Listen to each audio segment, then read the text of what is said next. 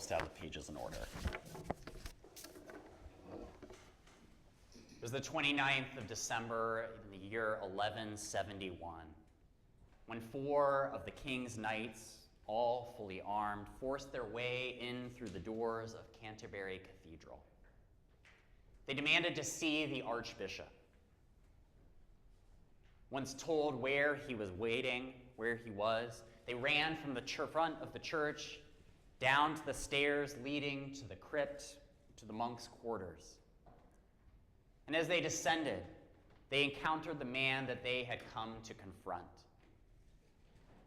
Thomas Becket, the Archbishop of Canterbury, stood firm in the spot where the 4 men found him. The knights tried to pull him outside, to take him outside of the church to do what they had come there to do. But Thomas refused, saying, "For the name of Jesus and protection of the church, I am ready to embrace death." The 4 knights killed him there on the spot where he stood, while 2 of the monks from the monastery looked on, horrified. In many ways, Thomas Becket was an unlikely martyr. For most of his life, he was a profoundly secular figure. He grew up the son of a wealthy merchant and would likely have followed in his father's footsteps, were it not for his father losing nearly everything while Thomas was a teenager. But the family still had connections and managed to get Thomas Becket a job as a clerk for the Archbishop of Canterbury. It was during that period of service that Thomas got to know the future king, Henry II. The 2 of them shared a love of excess, food, drink, women. Their pursuits were the basis of their friendship. In Becket, Henry II, who would become king, saw someone who he could someday likely use to his advantage, a convenient friend to have, who enjoyed his proximity to the king and to the courts. When Henry acceded to the throne, he would go on to name Thomas Lord Chancellor, essentially the Attorney General of the whole Kingdom of England. And a few years later, Henry would name Thomas as the Archbishop of Canterbury. That latter appointment, putting his close friend and the person who owed his good fortune to him, was Henry's attempt to exert more control over the church, to make it the servant of the king, and to use the church to cement his own dynasty, his own legacy, his own power, to make it just yet another tool that he could use for his own gain and against his people. And Becket was going to be the one to deliver that security. But that's not how things played out. Much to Henry's surprise, Thomas Becket resisted the co-opting of the power of the church, and he asserted its independence. He renounced his secular position as chancellor and resisted the king's encroachment on church affairs and the king's attempt to govern and control the clergy. He resisted so much that he was ultimately forced into exile, having to leave his home behind to go to the continent, make his home in France for a number of years. But even there, in exile, in France, Becket continued to challenge the authority of the king. He continued to speak up on behalf of the church, until finally, in 1170, hoping to work out an agreement with the king, Becket made his way back to England. The 2 of them met and tried to come to terms, but ultimately Henry was frustrated by Becket's unwillingness to yield on the issues that were most important to him.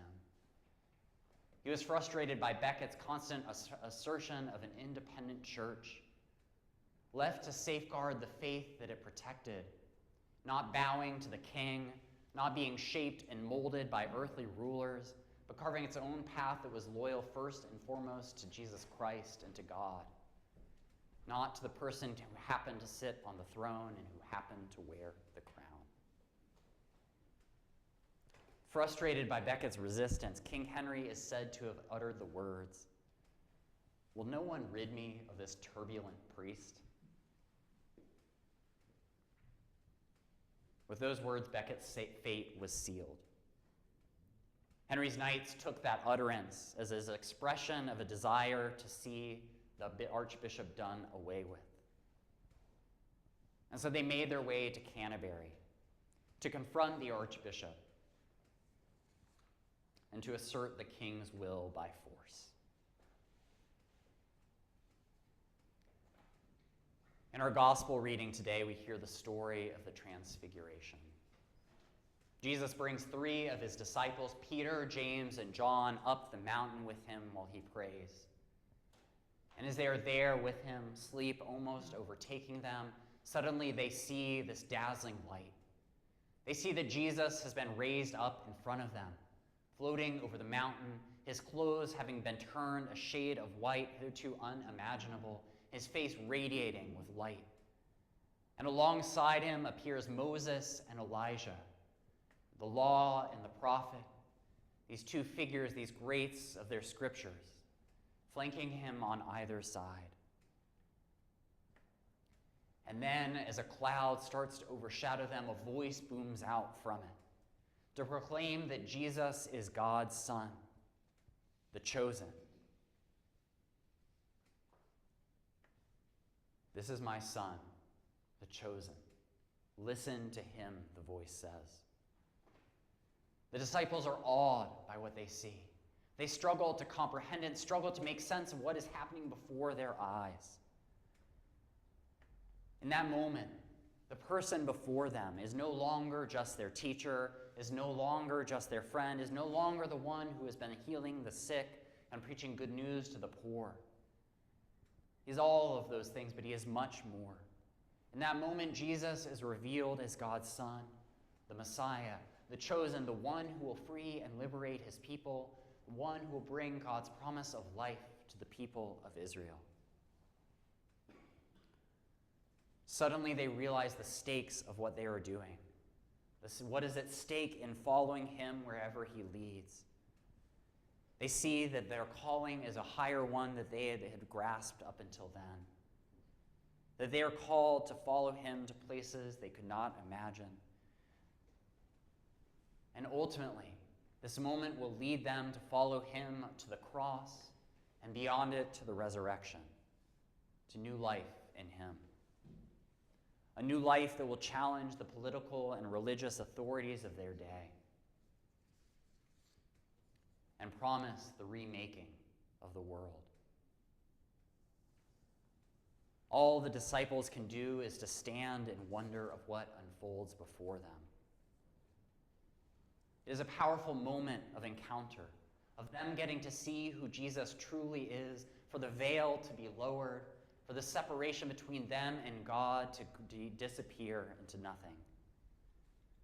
They're unable to speak it, unable to describe it, unable to relate what it was that they experienced there.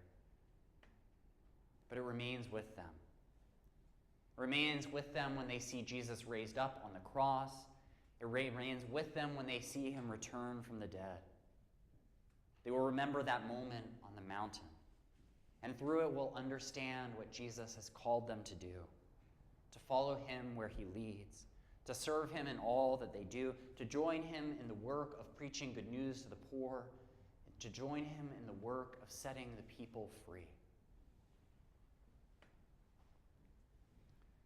In a recent call with clergy and pastoral leaders from around the diocese, Bishop Rob shared with us an excerpt of a sermon preached by one of his predecessors, Charles F. Hall. Charles F. Hall was Bishop of New Hampshire from 1948 to 1973, in what is an incredible span of 25 years.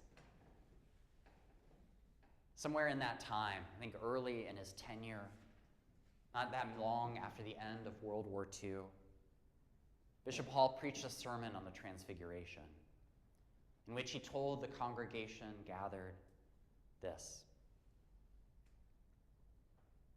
"We are called to live transfigured lives in a disfigured world." We are called to live transfigured lives in a disfigured world. He wrote that in the years following the Second World War and all the atrocities it contained, when the disfigurement of the world was on full display. And through his words, he called the people from around the church in New Hampshire and beyond to live lives that reflect the light of Christ, to be transfigured as Jesus was transfigured and revealed to the disciples on the mountain. In the second half of our reading, Jesus goes on to show the disciples what that transfigured life looks like. After he and they had come down from the mountain, he meets a man who calls out to him, "Teacher, it is my son.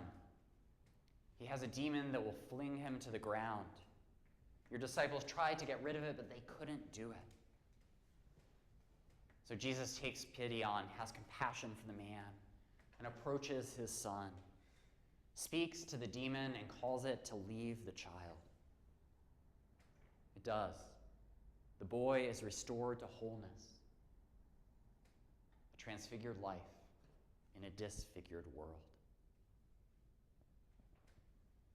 Thomas Becket was someone who lived a transfigured life.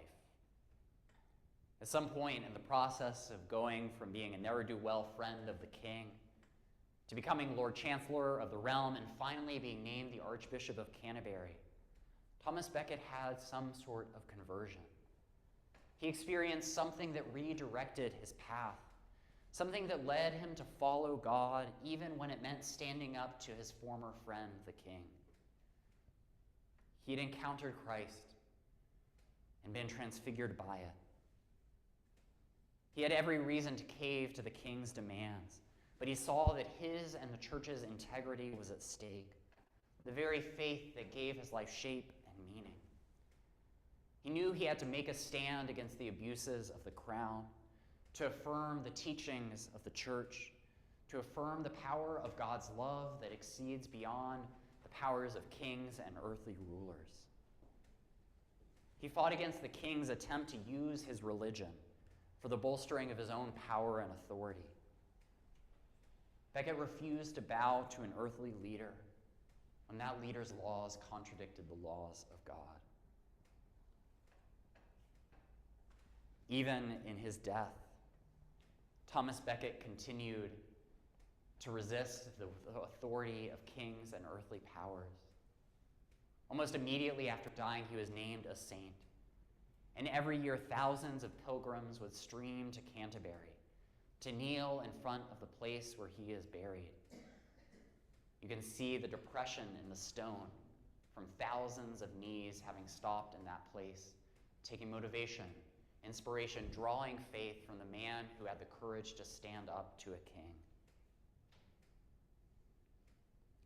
Becket is an example of how a life can be transfigured by an encounter with God. He had seen Jesus on the mountain, and when he came back, could not go back to his old ways. He embraced his new life, even when it brought him into conflict with a former friend. The invitation of this gospel reading is an invitation to be transfigured, to be remade in the image and likeness of God, to experience God's glory face to face within us and around us. It is an invitation to encounter Christ in our lives and in the world, and to be emboldened by that encounter. Emboldened to stand like Thomas Becket did for what we believe in and against the forces that would seek to suppress or sideline those beliefs. Our faith is being tested each day to stand for what the gospel stands for. To proclaim good news to the poor, to feed the hungry, to shelter the unhoused, to welcome the immigrant and the stranger, to extend God's love to every human being. It is tested whenever laws are passed that diminish the rights of anyone, especially the vulnerable among us. It is being tested whenever people are taken from their homes on suspicion of not having the right immigration paperwork. It is being tested when the safety net that secures the well-being of the poorest Americans is being challenged or eroded. It is being tested in attacks against gay, lesbian, and transgender people, against those who preach a gospel that is about love and compassion for all. There will be times when a commitment to the gospel will bring us into conflict with the culture and those in power around us, just as it did for Jesus, the disciples, and Thomas Becket. So the question that we are being asked in this gospel today is the same one raised by Bishop Hall decades ago. How will we live transfigured lives in a disfigured world? How will we draw strength from our God who took on human form, who suffered and died on the cross, and who rose again to reveal the transfiguring power of God's love?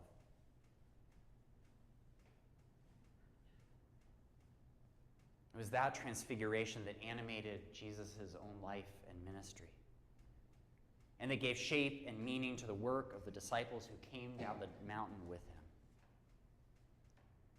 It is the work of the thousands upon thousands of pilgrims who have visited the tomb of Thomas Becket and kneeled on those stones worn down over the years. And it is the work of all of us who have encountered God and glimpsed Christ in the world. May we have the courage, and may God give us the strength to live transfigured lives in a disfigured world. To not just make peace with injustice and abuse, but to stand firm for our faith and for the people that our faith commands us to love, to protect, to respect,